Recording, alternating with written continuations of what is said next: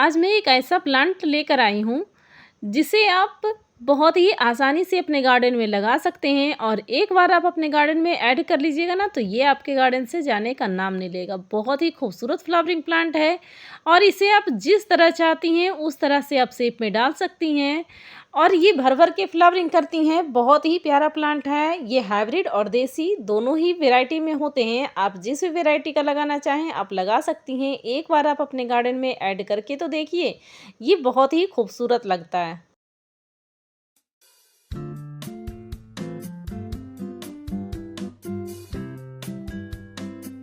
Hello friends, आज का जो वीडियो है ना वो है विनका पे। विनका देसी हो या हाइब्रिड बहुत ही प्यारा लगता है और इजी टू ग्रो है, इजी टू मेंटेन है। ज़्यादा केयर करने की भी ज़रूरत नहीं है। बहुत ही आसानी से आपके गार्डन में ये चलता रहता है और बहुत सारी इसकी वैरायटी आ गई है। चाहे आप देसी ले लीजिए या फिर हाइब्रिड वाले, एक बार आप अपने गार्डन में ऐड करके देखिए, बहुत ही आसानी से चलता है। हाँ, हाइब्रिड वाला थोड़ा सा सेंसिटिव होता है, वैसे देसी वाला तो बहुत ही आराम से चलता है। ऐसी कोई प्रॉब्लम नहीं होती है। बस इसका ध्यान रखना होता है कि इसका सॉइल अच्छा चाहिए, मतलब वेल ड्रेन बनाइए और इसका जो ओवर वाटरिंग से होता है उससे आप बचाइए थोड़ी सी। और ये जो फ्लावरिंग प्लांट है ना, ये सालों साल इसी तरीके से बिल्कुल फूलों से लदा रहता है। बहुत ही प्यारा लगता है। ये अपने आप ही शेप ले लेता है, जिस आकार का भी लेना होता है उसी आकार का। लेकिन इसकी ही आज मैं एक ऐसा शेप बताने वाली हूँ जिससे ये प्लांट और भी खूबसूरत लगता है और ज़्यादा भी फ्लावरिंग करती है। तो इसको मैं बहुत ही आसानी से एक शेप में बताना चाहती हूँ। और ये प्लांट जो होता है ना, ये कटिंग से और बीज से दोनों ही बहुत ही आसानी से लग जाता है और छोटे से छोटे पौधे में इसमें फ्लावरिंग स्टार्ट हो जाती है, जो देखने में बहुत ही प्यारा लगता है। तो इसकी मैं बीज से कुछ पौधे ग्रो कर रही थी, उसको मैं एक पॉली बैग में बहुत सारे पौधे लगाई हूँ और उसको ही आज मैं शेप देने वाली हूँ।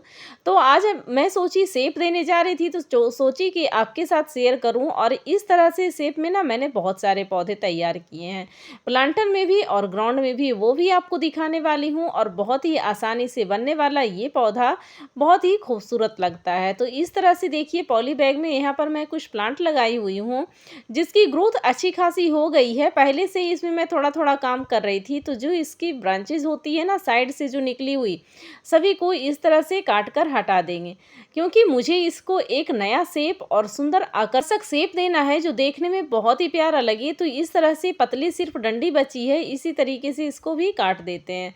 तो आप देख रहे हैं बस डंडी डंडी नीचे से है और ऊपर से ये पौधा बिल्कुल घना और बहुत ही खूबसूरत होने वाला है। तो चलिए प्रोसेस बाय प्रोसेस आज मैं बताती हूँ कि किस तरह से मैं इसका बनाने वाली हूँ।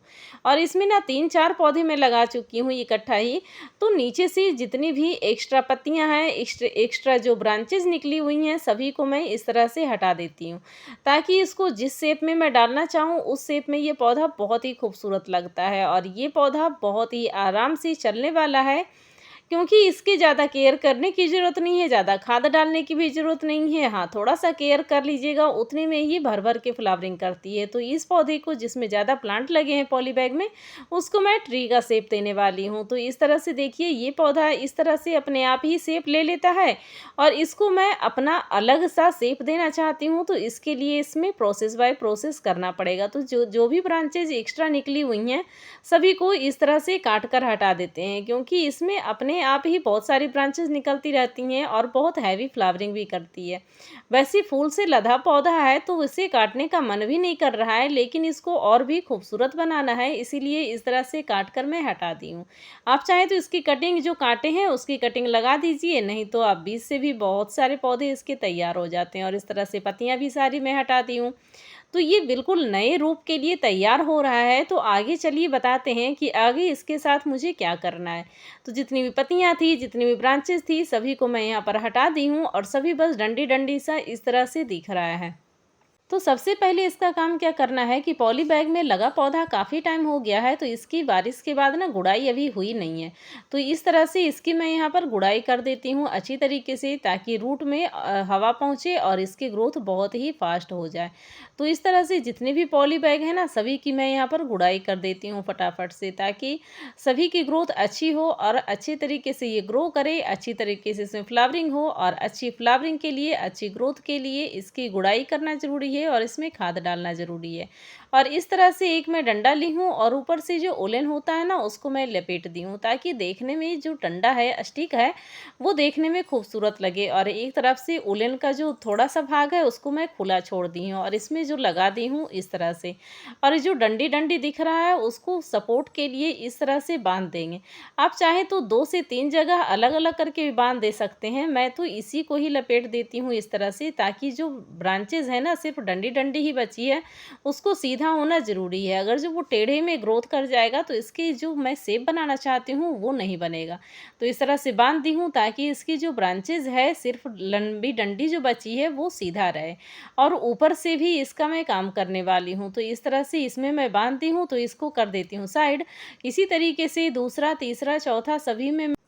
और इस तरह से देखिए, अगर जो इसके साथ सपोर्ट नहीं देंगे ना तो ये ब्रांचेज़ जो हैं वो टेढ़ी हो जाएँगी और अपने मनपसंद आकार में ये नहीं बन पाएगा। तो इसमें पॉली बैग में भी इसकी गुड़ाई कर देती हूँ और पॉली बैग का साइज़ अच्छा खासा है जिसमें ये बहुत ही अच्छी तरीके से ग्रो हो जाएगा। आप प्लांटर में भी लगा सकते हैं, प्लांटर में भी मैं लगाई हूँ और वो बनकर तैयार हो गया है। तो वो भी मैं आपको दिखाऊँगी कि किस तरह से ये बनकर तैयार हो गया है। तो पॉली बैग में एक्स्ट्रा मैं बना रही हूँ और इसको भी इस तरह से बाँध कर तैयार कर देती हूँ। इसको सपोर्ट देना इसीलिए ज़रूरी है ताकि इसकी जो ब्रांचेज़ है वो बिल्कुल सीधी बनी रहें और अच्छी तरीके से इसमें ग्रोथ हो। क्योंकि पुरानी होने पे इसकी जो ब्रांचेज़ है वो मोटी हो जाएगी और उसको सपोर्ट की ज़रूरत नहीं पड़ेगी। और अभी तो पतली है, नई-नई अभी बन रही हैं, तो इसको सपोर्ट की बेहद ही ज़रूरत है। तो इस तरह से ऊपर फ्लावर है, ऊपर से ग्रोथ करेगी और नीचे से सिर्फ़ एक ब्रांचेज़ ही होनी चाहिए। तो इस तरह से जितनी भी है ना, सभी को मैं बाँध कर यहाँ पर तैयार कर देती हूँ और ऊपर से आप देख रहे होंगे कि इस तरह से ब्रांचेज़ लटक रही हैं। ये टेढ़ी हो गई हैं, तो इसको जो भी एक्स्ट्रा ग्रोथ है इसका काट कर मैं हटा देती हूँ ताकि अपने मनपसंद शेप में ये आ जाए। तो इस तरह से सभी ब्रांचेज़ मैं काट दी हूँ क्योंकि ये अलग सा ही शेप ये जा रहा है और मैं इसको अलग शेप देना चाहती हूँ। तो जिस शेप में आप देना चाहते हैं ना पौधे को, उसी शेप में इसको काट कर तैयार कर लीजिए। और इधर देखिए, प्लांटर में मैं कुछ दिन पहले ही बनाई थी, कुछ दिन क्या, पहले बारिश के पहले जब बनाई थी तो ये बिल्कुल बनकर तैयार हो गया। और ऊपर से जो भी एक्स्ट्रा ग्रोथ होते जाए ना इस तरह से, उसको सारे को मैं यहाँ पर हटा दूँगी। क्योंकि ऊपर से जब कटिंग करूँगी तभी एक ब्रांचेज़ जहाँ से कट करूँगी वहाँ से बहुत सारी ब्रांचेज़ निकलेगी और वहाँ से बहुत ज़्यादा फ्लावरिंग करेगी। तो इस तरह से बिल्कुल ऊपर से फूलों का छत्ता लगा हुआ रहता है, बिल्कुल फूलों का गुलदस्ता बना हुआ है और बहुत ही प्यारा लगता है। इसी तरीके से मैंने हाइब्रिड का भी बनाया है और देसी का भी बनाया है। ये देसी वाला है जो देखने में काफ़ी प्यारा लगता है। और यहाँ ग्राउंड में भी मैंने बहुत सारे बना कर रखी हूँ जो आपके साथ शेयर कर रही हूँ और ये भी बिल्कुल बनकर तैयार हो चुका है क्योंकि बारिश के पहले ही इसको मैं शुरू कर दी थी इस पे काम। और ये देखने में बहुत ही प्यारा लगता है, ऊपर से फूलों का गुच्छा ही लगता है और नीचे से बस एक ब्रांचेज़ रहती है। लेकिन ऊपर से भी जितनी भी ब्रांचेज़ जो एक्स्ट्रा ग्रोथ करती हैं ना उसको टाइम टू टाइम कटिंग करते रहिए, तभी ये फूलों सा गुच्छा बिल्कुल तैयार होता है और बहुत ही प्यारा लगता है। तो ये जो विनका फ्लावरिंग प्लांट है, ये हाइब्रिड हो या देसी, ऑल टाइम फेवरेट होती है और सालों साल इसी तरीके से फूलों से लदा रहता है ये पेड़। और आप जिस शेप में बनाना चाहती हैं उसी शेप में इसको बनाकर तैयार कर लीजिए, तो ये बहुत ही प्यारा लगता है, बहुत ही खूबसूरत लगता है। बिल्कुल लो मेंटेनेंस प्लांट है, ज़्यादा खाद देने की ज़रूरत नहीं है और ज़्यादा पानी भी देने की ज़रूरत नहीं है। ये सर्दी, गर्मी, बरसात इसी तरीके से बिल्कुल फूलों से लदा रहता है, इसीलिए तो इसे कहते हैं सदाबहार। सदाबहार मतलब सालों साल ये इसी तरीके से बहार बिखेरता रहता है अपने गार्डन में और अपने गार्डन को चार चांद लगाता रहता है।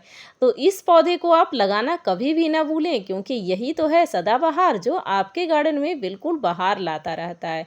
तो इस पौधे को आप कब ऐड कर रही हैं? अगर अभी तक ऐड नहीं की हैं तो ज़रूर ऐड कीजिए। वीडियो के लास्ट तक बने रहने के लिए आपका बहुत बहुत धन्यवाद। Thank you friend, thanks for watching.